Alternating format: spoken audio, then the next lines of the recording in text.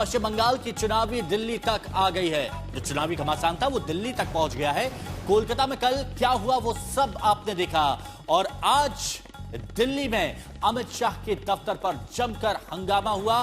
कल कोलकाता में आईपैक के दफ्तर और आईपैक के प्रमुख प्रतीक जैन के घर पर ईडी के प्रदर्शन के खिलाफ आज दिल्ली में गृह मंत्रालय के बाहर 3 सांसदों ने प्रदर्शन किया। टीएमसी के 8 सांसद थे जो बिना बताए अचानक से यहां पर आते हैं, मीडिया को भी जानकारी नहीं थी और फिर पुलिस उन्हें हिरासत में ले लेती है। थोड़ी देर पहले उन सांसदों को संसद मार्ग थाने से छोड़ दिया गया।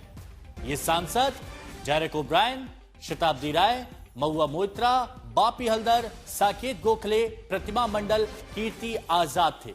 अब टीएमसी का यह आरोप है कि बीजेपी जांच एजेंसियों का दुरुपयोग कर रही है और पार्लियामेंट स्ट्रीट थाने से निकलकर टीएमसी के इन 8 सांसदों ने प्रेस कॉन्फ्रेंस भी की, जिसमें कीर्ति आजाद और महुआ मोइत्रा ने अपनी बात रखी और आरोप केंद्र सरकार पर लगाए।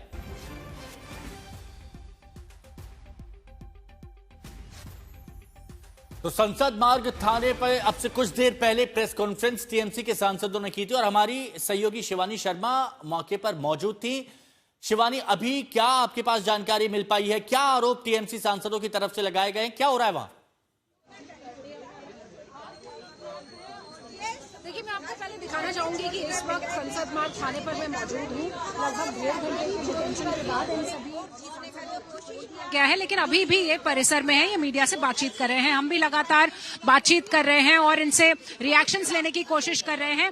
आपने देखा कि जो आज एक प्रदर्शन हुआ था जो एमएचए के बारे, ये बताएगा सर, आप लाइव हैं आज तक पर, क्या कहा जा रहा है? 8 सांसद आप लोग अचानक से पहुंचे थे।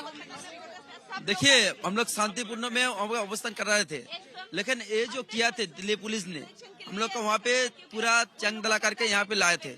ऐसा क्या होगा? हम लोग संसद है, चुनाव लड़के यहाँ संसद हो गया, जनमत से संसद हुआ था, लेकिन ये लोग जो कर रहे हैं ऐसा नहीं है। गणतंत्र का तंत्र रद्द कर रहे चलना चाहता है।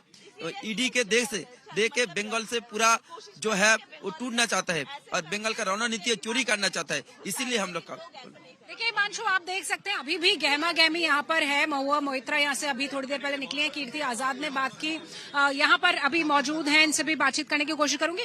डेरेक ओब्रायन यहाँ पर है। तो ये जो 8 टीएमसी के सांसद सुबह प्रदर्शन करने पहुंचे थे एमएचए पर, उन्हें पुलिस ने डिटेन कर लिया। पुलिस का ये कहना था कि कानून व्यवस्था बिगड़नी नहीं चाहिए और वो जो इलाका है एमएचए के आसपास का बेहद संवेदनशील इलाका है, वहां पर किसी भी तरह का कोई प्रदर्शन उसकी अनुमति नहीं होती है। लिहाजा वहीं पर इन लोगों को डिटेन करके यहाँ पार्लियामेंट स्ट्रीट थाने पर लाया गया। लगभग 1.5 घंटे के बाद इन्हें छोड़ दिया गया है। इनका कहना है कि ममता बनर्जी के संघर्ष के साथ कोलकाता और दिल्ली में जितने भी टीएमसी के सांसद हैं, जितने भी कार्यकर्ता हैं, वो सब लगातार प्रदर्शन करते रहेंगे।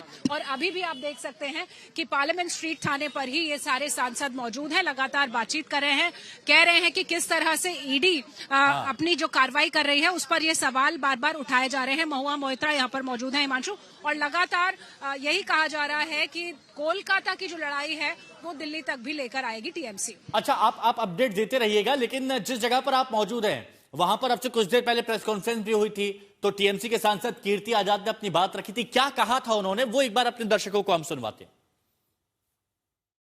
उस प्रदर्शन में हमने शांतिपूर्ण रूप से थे, आपने उसके विजुअल्स देखे हैं, हमको उसमें कुछ बात करने की आवश्यकता नहीं है। लेकिन प्रश्न एक उठता है जो कि बहुत ही ज्वलंत प्रश्न है कि ईडी के रेड केवल विशेष क्यों और जबरदस्ती क्यों किए जा रहे हैं।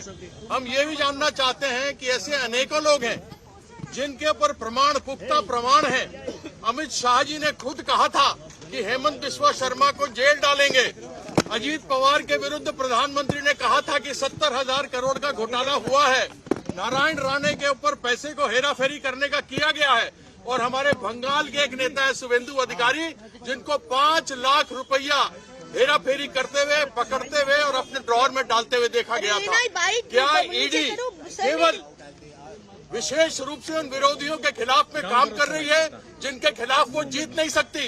ये भारतीय जनता पार्टी की हिम्मत नहीं कि वह वहां आकर ममता बंदोपाध्याय के विरुद्ध जीत सके। और आज 2 बजे हमारी नेत्री कलकत्ता के सड़कों के ऊपर मार्च करेंगे इस ईडी के अनकॉन्स्टिट्यूशनल, जिसको कहा जाता है कि यह गैर राजनीतिक रूप से जो हमारे ऊपर यह किया गया है उसके विरुद्ध में आज उनका मार्च होगा। हमको और इसके ऊपर और अधिक नहीं कहना, लेकिन यह जो भी किया गया है, जो भी रेड हुआ है, वह रेड उचित नहीं है, अनुचित है। जीतने के लिए वह कुछ भी करने को तैयार है, और जिस प्रकार का रेड हुआ, ये चोर लोग ही इस तरीके से करते हैं। शिवानी का फिर से रुख कर लेते हैं, हमारी सहयोगी बनी हुई है हमारे साथ में। शिवानी, कल से लेकर अभी तक जो भी एक्शन टीएमसी की तरफ से देखा गया, उसको देख के लगता है कि कमर कस ली है टीएमसी ने आने वाले वक्त के लिए। अब आगे की क्या रणनीति टीएमसी लेकर चल रही है? वहां तो आज मार्च निकाला जाएगा ममता बनर्जी की तरफ से कोलकाता में, लेकिन यहां अब आगे क्या?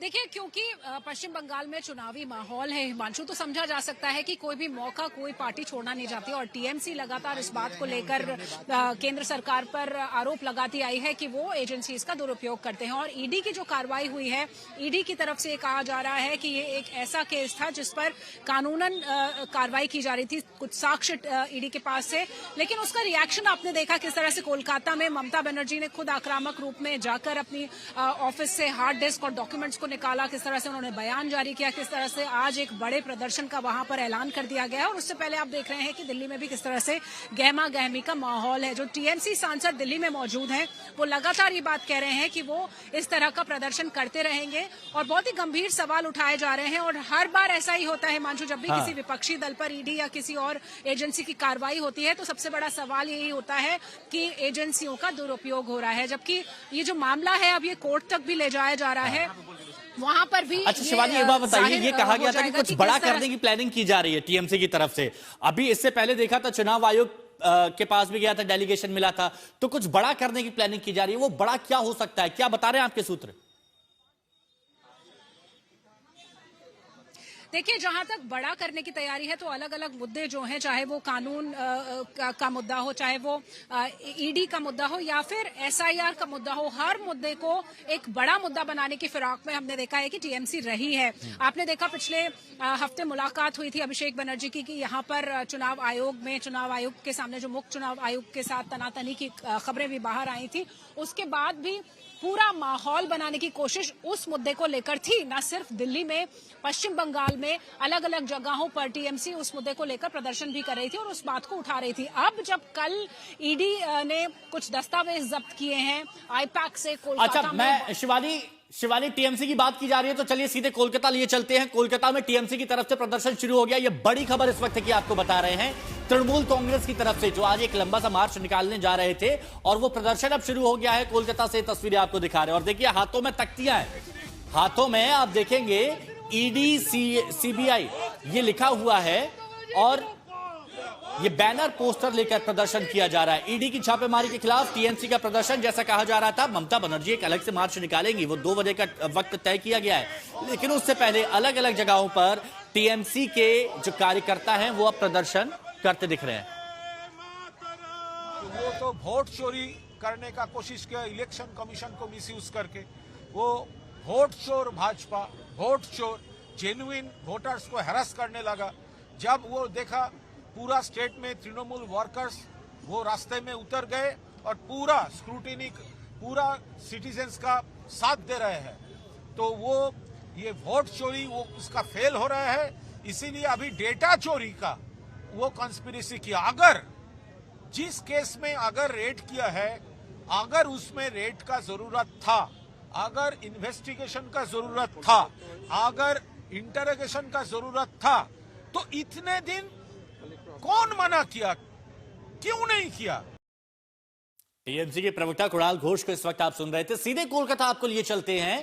अनुपम मिश्रा हमारे सहयोगी हमारे साथ में जुड़ चुके हैं। अनुपम, 2 बजे मार्च की बात कही जा रही थी, ममता बनर्जी का निकलेगा, भारी तादाद में लोग वहां पर शामिल होंगे, लेकिन अभी से प्रदर्शन शुरू हो गया। अभी कुणाल घोष को हम देख रहे थे, हाथों में तख्तियां लेकर प्रदर्शन करते हुए दिख रहे थे। क्या तस्वीरें और क्या खबर? जी देखिए, बिल्कुल सही बात है। ममता बनर्जी अब जो सुनने में आ रहा है लगभग 2 बजे तो शेड्यूल टाइम है, लेकिन हो सकता है थोड़ा लेट हो, 3 बजे के आसपास ये रैली शुरू हो। 8B जादवपुर बस स्टैंड, यहाँ से ये रैली शुरू होगी। लगभग 5-6 किलोमीटर की यात्रा है हाजरा मोड़ तक, वहाँ वो पहुँचेंगी। दूसरी ओर कोर्ट में जो मामला था वो भी थोड़ा पोस्टपोन हुआ है। सुबह 11 बजे के आसपास होने वाला था, लेकिन अब 2:30 बजे के आसपास सुनवाई शुरू होगी। तो दोनों की जो टाइमिंग है वो लगभग एक जैसी हो रही है। और इस बीच बीजेपी का एक डेलीगेशन राज्यपाल से भी मिलने में आ रहा है दोपहर में 12:30 बजे के आसपास। तो काफी सारी गतिविधियां, काफी सारी कार्रवाई फिलहाल पश्चिम बंगाल में इस पूरे मुद्दे पर देखने को मिल रही है। गहमा-गहमी बनी हुई है और मुझे लगता है कि ये गहमा-गहमी अभी चलेगी क्योंकि चुनाव सामने है। हाँ, लेकिन थमेगा कहाँ ये सिलसिला? क्योंकि हम ये देख रहे हैं प्रदर्शन तो होना शुरू हो गया है, कल भी पूरा दिन हंगामेदार रहा। तो अब आगे क्या रणनीति बनाई होगी टीएमसी ने, और बीजेपी की नजर भी होगी इस पर। जी देखिए, राजनीति के तौर पर अगर इसको देखा जाए तो ये टीएमसी दुधारू तलवार की ओर आक्रमण कर रही है।